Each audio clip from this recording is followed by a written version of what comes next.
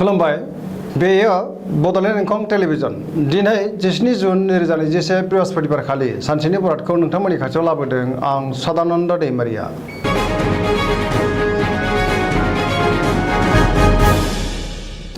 सिगां फरायनो लादों मेष राशि गिबि हांखो अ ल दिनैनि साना मोजां आरो गाज्रिनि गेजेरजों बाबेनलांगोन सुथुरा बांगोन गोसोआव जिंगाया बांगोन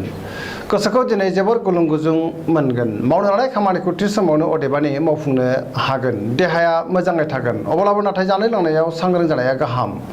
रांखावरियाव मोजां नाथाय खरसायाबो बांगोन बेफार फालांगियाव मोजां होनजायो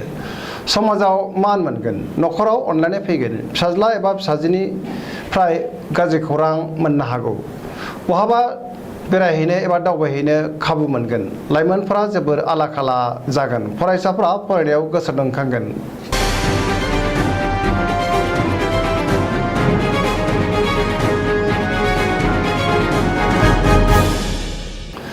वृष राशि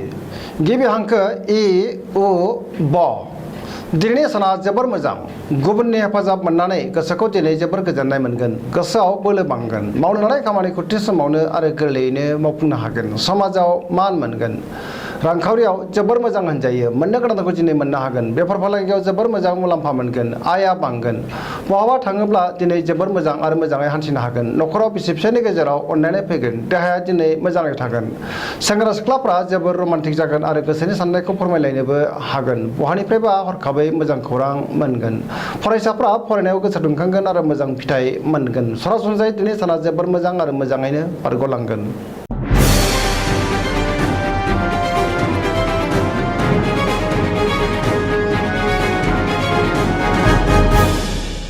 मिथुन राशि गिबि हांखो ख स दिनैनि साना जोबोर मोजां बयजोंबो गोरोबनो रोंगोन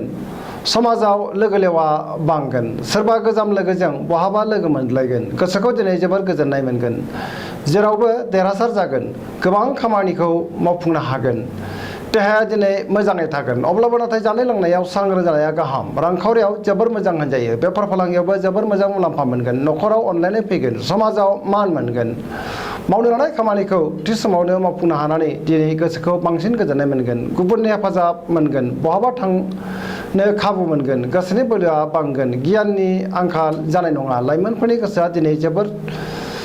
रमान्टिक जागोन आरो गोसोनि साननायखौ फोरमायलायनोबो हागोन गोसोनि साननायफ्रा जाफुंसारगोन सरासनस्रायै दिनै साना जोबोर मोजां आरो मोजाङैनो बारग'लांगोन।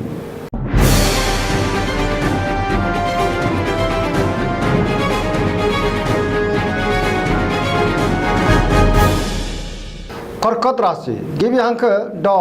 ड ह दिनैनि साना मोजां आरो गाज्रिनि गेजेरजों बाबेनलांगोन जेरावबो मान मोनगोन बयजोंबो अनसायजागोन गोसोखौ जोबोर गोजोननाय मोनगोन मावनो लानाय खामानिखौ थि समावनो मावफुंनो हागोन रांखावरियाव मोजां नाथाय खरसाया बांगोन बेफार फालांगियाव मोजां होनजायो मोननो गोनांखौ दिनै मोननो हागोन देहाया दिनै बारा मोजां थानाय नङा गगा बायदि रोखोमनि फिसा फिसौ बेरामजों खस्थ' मोननांनो हागौ जानाय लोंनायाव सांग्रां जानाया गाहाम लामा सामायाव जाब्रबथायनि आसा दङ सांग्रां जानाया गाहाम गुबुननि हेफाजाब मोनगोन गुबुननि गोसोखौ बोनो हागोन न'खराव बिसि फिसायनि गेजेराव अननानै फैगोन समाजाव बयजोंबो गोरोबनानै थानो रोंगोन।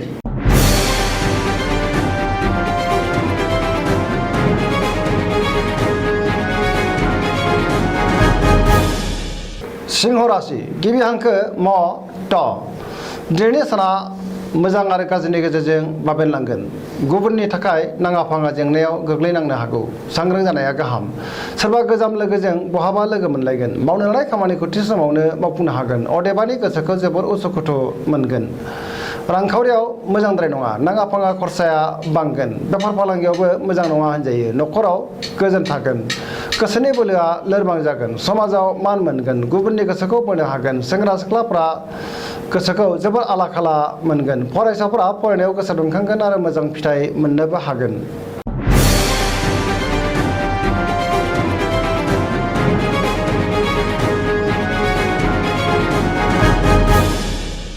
कन्या राशि गिबि हांखो प ट दिनैनि साना जोबोर मोजां गोसोआव गोग्गो साननाय फैगोन रांखावरियाव जोबोर मोजां होनजायो गोबां मुलाम्फा मोनगोन बेफार फालांगियावबो मोजां होनजायो सोरबा गोदान सुबुंजों बहाबा लोगो मोनलायगोन न'खराव अननानै फैगोन फरायसाफ्रा फरायनायाव गोसो दुंखांगोन आरो मोजां फिथाइ मोनगोन लाइमोनफोरनि गोसोआ जोबोर रमान्टिक जागोन समाजाव गोबां मान मोनगोन देहाया दिनै मोजाङै थागोन गोसोनि बोलोआ बांगोन गोसोनि साननायफोरा जाफुंगोन गुबुननि गोसोखौ बोनो हागोन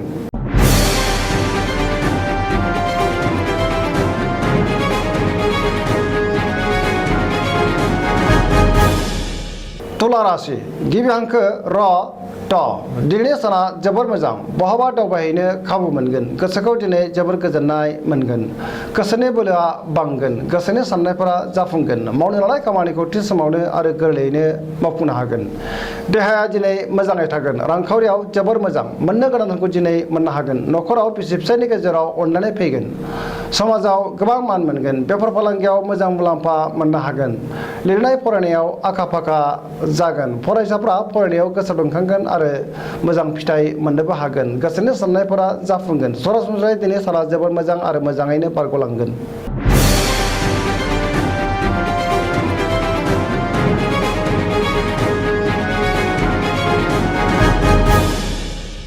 वृश्चिक राशि गिबि हांखो न स दिनैनि साना जोबोर मोजां लाइमोनफोरनि गोसोआ जोबोर रमान्टिक जागोन लोगोफोरनि हेफाजाब मोनगोन सोरबा लोगोजों बाख्नाय जागोन गोसोआव गोबां गोजोननाय फैगोन मावनो लानाय खामानिखौ थि समावनो मावफुंनो हागोन गोसोनि बोलोआ बांगोन समाजाव मान मोनगोन न'खराव अननानै फैगोन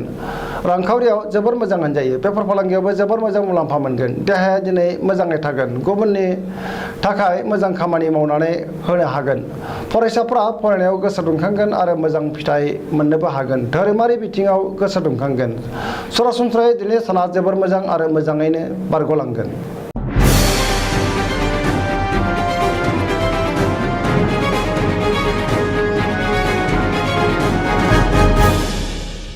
धनु राशि गिबि हांखो ढ फ भ दिनैनि साना मोजां आरो गाज्रिनि गेजेरजों बाबेनलांगोन गोसोआव गोनो गोथो साननाय फैगोन नेगेटिभ एनार्जिनि गोहोम गोग्लैगोन सोरजोंबा रायखोमा जानो हागौ गोसोनि बोलोआ अदेबानि बांगोन धोरोमारि बिथिङाव गोसो दुंखांगोन मावनो लानाय खामानिखौ थि समावनो मावफुंनोबो हागोन रांखावरियाव जोबोर मोजां बेफार फालांगियावबो जोबोर मोजां मुलाम्फा मोनगोन देहाया दिनै मोजाङै थागोन अब्लाबो नाथाय जानाय लोंनायाव सांग्रां जानाया गाहाम न'खराव अननानै फैगोन बिमा बिफानि अननाय आरो बोरखौ मोननो हागोन गुबुना खहा खालामनो नाजागोन सांग्रां जानाया गाहाम लाइमोनफोरनि गोसोआ दिनै जोबोर आला खाला जागोन गोसोआव जिंगाया बांगोन फरायसाफ्रा फरायनायाव गोसो दुंखांगोन आरो मोजां फिथाइ मोननोबो हागोन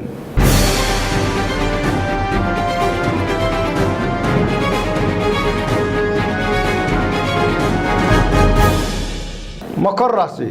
गिबि हांखो ख ज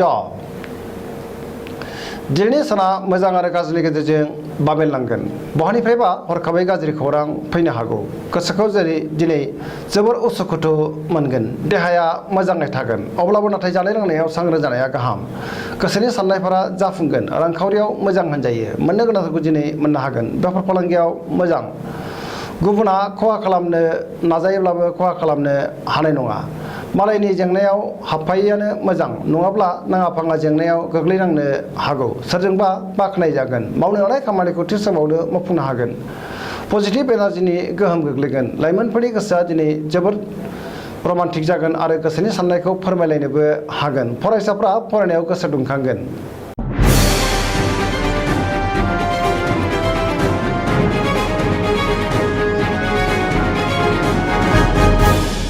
कुंभ राशि गिबि हांखो ग स स दिनैनि साना जोबोर मोजां गोसोखौ जोबोर गोजोननाय मोनगोन मावनो लानाय खामानिखौ थि समावनो आरो गोरलैयैनो मावफुंनो हागोन बहानिफ्रायबा हरखाबै मोजां खौरां फैगोन समाजाव गोबां मान मोनगोन रांखावरियाव जोबोर मोजां होनजायो बहानिफ्रायबा मोजां खौरां मोनगोन गोबां धोन मोननायनि आसा दङ देहाया दिनै मोजाङै थागोन अब्लाबो नाथाय जानाय लोंनायाव सांग्रां जानाया गाहाम न'खराव बिसि फिसायनि गेजेराव अननानै फैगोन गोसोनि साननायफोरा जाफुंसारगोन सेंग्रा सिख्लाफ्रा मोजां खौरां मोनगोन आरो गोसोनि साननायखौ फोरमायलायनोबो हागोन